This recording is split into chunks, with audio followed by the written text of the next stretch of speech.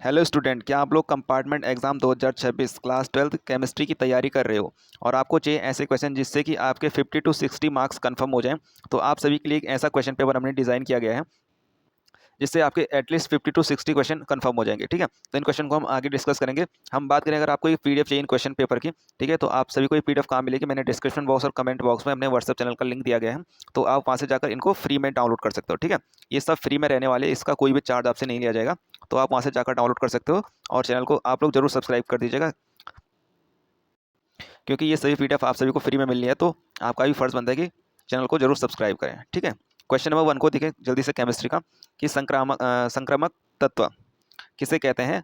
आवर्त सारणी में इसकी स्थिति स्पष्ट कीजिए। बहुत ही इंपॉर्टेंट क्वेश्चन है, इसको जरूर नोट कीजिएगा आप सभी। ठीक है, क्वेश्चन नंबर 2 देखो, जल में विलय वाटर सॉल्युबल विटामिनों के मुख्य उदाहरण एवं उनकी कमी से होने वाले रोगों के नाम लिखिए। ठीक है, तो बहुत ही इंपॉर्टेंट क्वेश्चन है, इसे भी आप लोग जरूर नोट कीजिएगा। ठीक है, और इन्हें याद जरूर कीजिएगा। क्वेश्चन नंबर 3 को देखें, रासायनिक बल गतिकी के अंतर्गत अभिक्रिया की कोटि, ऑर्डर ऑफ रिएक्शन, तथा आणविकता में मुख्य अंतर स्पष्ट कीजिए। ठीक है, तो बहुत ही इंपॉर्टेंट क्वेश्चन है, इसे भी आप लोग जरूर नोट कीजिएगा।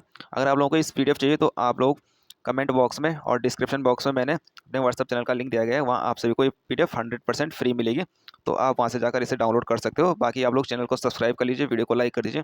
ठीक है, आप सभी के लिए इतनी मेहनत करके ये पेपर बनाया गया हमने। ठीक है, बिल्कुल बेसिकली ये सिर्फ पेपर आप सभी के लिए कंपार्टमेंट के लिए बनाया गया है। ठीक है, क्वेश्चन नंबर 4 को देखो जल्दी से, कि उपसंयोजन यौगिकों के संदर्भ में निम्नलिखित को परिभाषित कीजिए। ठीक है, लिंगडन हो गया और उपसंयोजन संख्या। ठीक है, कोऑर्डिनेशन नंबर को क्या कीजिए?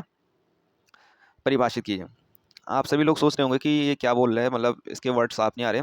तो बेसिकली मैं इंग्लिश मीडियम बोर्ड से था, तो थोड़ा मेरे को हिंदी पढ़ने में थोड़ा दिक्कत सी हो रही है इसकी। ठीक है, तो चलिए बढ़ते हैं, क्वेश्चन नंबर 5 को देखें। ठीक है, अंकित प्रश्न, कास्टिक सोडा NaOH के 4 ग्राम अणुभार इज इक्वल टू 40 है, तो जल में धोकर 20 मिली विलियन बनाया गया, तो विलियन की मोललता, मोलैरिटी, और विलय की मोल प्रभाज, मोल फ्रैक्शन क्या कीजिए? ज्ञात कीजिए। तो बहुत ही इंपॉर्टेंट क्वेश्चन है, इस प्रकार के क्वेश्चन आपके एग्जाम में जरूर बनेगा और 100% बनेगा। ठीक है, इसे जरूर याद कीजिएगा। क्वेश्चन नंबर 6 को देखें, इस संयोजकता आबंध सिद्धांत VBT के आधार पर स्पष्ट कीजिए कि जटिल आयन NiCl4 नेगेटिव अनुचुंबकीय पैरामैग्नेटिक, जबकि NiCO4 प्रति चुंबकीय डायमैग्नेटिक व्यवहार प्रदर्शित करता है। क्यों करता है? तो इस पर आपको बताना है कि ये क्यों क्या करता है, डायनेमेटिक इसका व्यवहार होता है। ठीक है, क्वेश्चन नंबर 7 को देखो, कि राउल्ट का नियम, राउल्ट्स लॉ क्या है? बहुत ही इंपॉर्टेंट क्वेश्चन है, इस प्रकार के क्वेश्चन आपके एग्जाम में जरूर बनता है कि राउल्ट्स का लॉ लिखिए। ठीक है, और इसके गणितीय व्यंजक को व्युत्पन्न कीजिए तथा इस नियम की मुख्य सीमाएं भी लिखिए। तो बहुत ही इंपॉर्टेंट क्वेश्चन है, इसे आप लोग बिल्कुल स्टार दे सकते हो कि बहुत ही इंपॉर्टेंट क्वेश्चन है ये। ठीक है, इसे जरूर नोट कीजिएगा।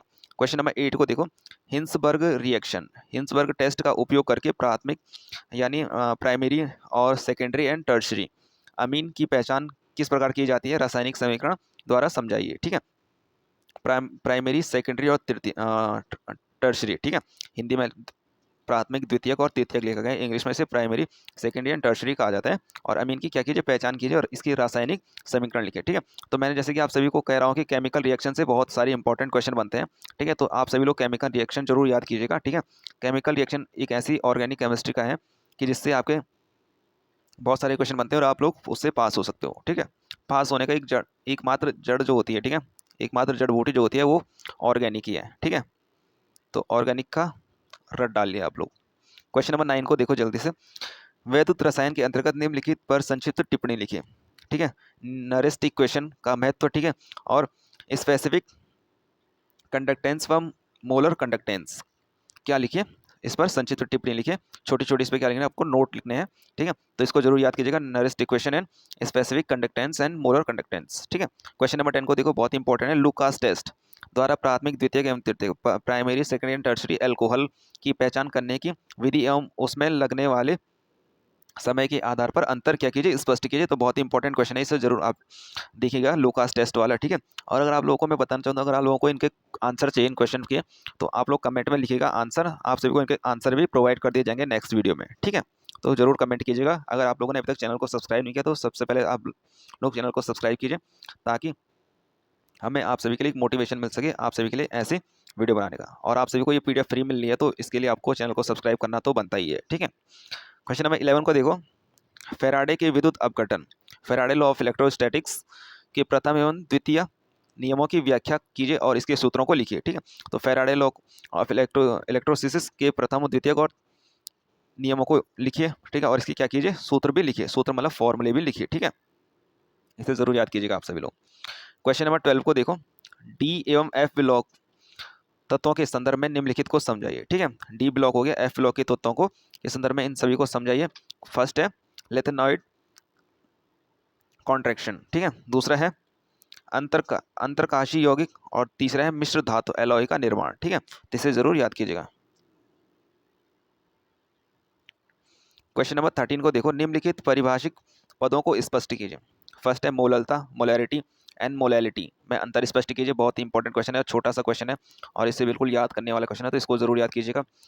दूसरा है ppm की सांद्रता, यानी पार्ट्स प्रति मिलियम की सांद्रता पर क्या लिखे, इसकी परिभाषा लिखिए और इस पर थोड़ा सा टिप्पणी लिख दीजिए आप, तो बन जाएगा आपका काम। क्वेश्चन थर्ड देखो इसका, कि अभिक्रिया दर का संघट्ट सिद्धांत, कॉलिजन थ्योरी, कॉलिजन थ्योरी हम एक्टिवेशन एनर्जी पर क्या लिखिए, इसकी परिभाषा लिखिए, ठीक है। तो ये हो गया आपके क्वेश्चन नंबर 13 तक। क्वेश्चन नंबर 14 को देखो, ठीक है। क्वेश्चन नंबर 40 क्या कह रहा है, क्वेश्चन नंबर 14 कह रहा है कि कारण सहित व्याख्या कीजिए, इनके क्या दीजिए, रीजन दीजिए आप, ठीक है। कि संक्रमण तत्व विभिन्न ऑक्सीकरण अवस्थाओं एवं रंगीन आयन क्यों प्रदर्शित करते हैं, बहुत ही इंपॉर्टेंट है क्वेश्चन। देखो, हेनरी लॉ एंड कॉलराउस का नियम, कैलराउस का लॉ लिखिए, बहुत ही इंपॉर्टेंट क्वेश्चन है। लॉ वाले क्वेश्चन आपके एग्जाम में ज़्यादा बनते हैं, तो इन्हें आप लोग जरूर याद कीजिए, जैसे हेनरी लॉ हो गया, ठीक है। थर्ड देखो, फ्यूल सेल की क्रियाविधि एवं संतृप्त एवं असंतृप्त विलयन में अंतर लिखिए, ठीक है। तो बहुत ही इंपॉर्टेंट क्वेश्चन है, जरूर नोट कीजिएगा आप सभी। अगर आप लोगों ने अभी तक चैनल को सब्सक्राइब नहीं है, तो सबसे पहले आप लोग चैनल को सब्सक्राइब कर लीजिए, ठीक है। बाकी PDF आपको डिस्क्रिप्शन बॉक्स में मैंने व्हाट्सअप चैनल का लिंक दिया गया है, वहाँ से आप लोग PDF को डाउनलोड कर सकते हैं, ठीक है। क्वेश्चन नंबर 15 को देखो, निम्नलिखित नाम वाली महत्वपूर्ण रासायनिक अभिक्रिया नीम रिएक्शन में समीकरण लिखिए, ठीक है।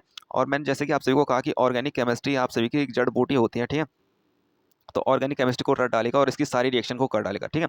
फर्स्ट रिएक्शन देखो, उसको कोल्बे रिएक्शन, वुड्स रिएक्शन हो गया, फिटिंग रिएक्शन हो गया, विल्सन रिएक्शन हो गया, एंड गेटरमैन रिएक्शन हो गया, एंड फ्राइडल क्राफ्ट रिएक्शन हो गया, स्टीफन रिएक्शन हो गया, ठीक है। तो ये रिएक्शन क्या है, बहुत ही इंपॉर्टेंट, मैं कह रहा हूँ कि 100% एग्जाम में बनती है रिएक्शन, ठीक है।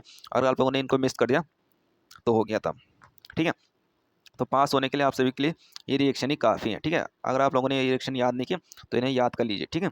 और आप लोगों को चाहिए कि इसके लिए ट्रिक लाई जाए, इन रिएक्शन को आप, अगर आप लोगों को याद नहीं होती है, और आप लोगों को चाहिए कि इन रिएक्शन को याद करने के लिए कुछ ट्रिक लाई जाए, जिस प्रकार मैंने इनको याद किया था ट्रिक से, तो आप लोग कमेंट में ज़रूर लिखिएगा। आप सभी के लिए नेक्स्ट वीडियो इस पर एक ट्रिक बनाई जाएगी, जिससे आप सभी को ये सारी रिएक्शन क्या हो जाएगी, याद हो जाएंगी, ठीक है। तो ये रही आपके सारे केमिस्ट्री के क्वेश्चन, इंपॉर्टेंट क्वेश्चन, ठीक है। तो आई होप आप सभी को वीडियो अच्छी लगी होगी, क्वेश्चन आप सभी को अच्छे लगे होंगे। तो मिलते हैं आपको नेक्स्ट वीडियो में। अगर आप लोगों को कोई भी डाउट होता है तो आप लोग कमेंट में ज़रूर बताइएगा, और किसी भी सब्जेक्ट की PDF चाहिए होगी आपको इंपॉर्टेंट क्वेश्चन की, आपके कोई छोटे भाई बहन होंगे क्लास 10th में या, ठीक है, या 12th में, तो आप सभी उनसे भी जरूर शेयर कीजिएगा, ठीक है। मिलते हैं आपको नेक्स्ट वीडियो में, तब तक के लिए धन्यवाद।